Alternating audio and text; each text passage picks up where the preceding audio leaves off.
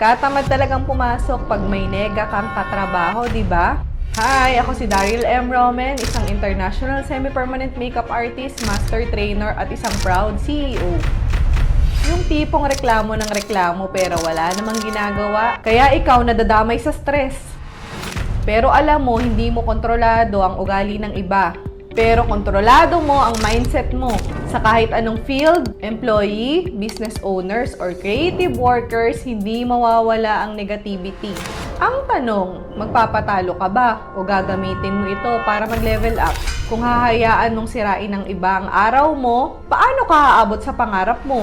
Focus ka lang sa goal mo, yung mga nega, lilipas din yan. Pero yung progress mo, hindi nila kayang pigilan.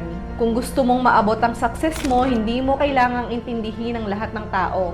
Intindihin mo lang ang pupuntahan mo. Kaya bukas, pasok ulit tayo.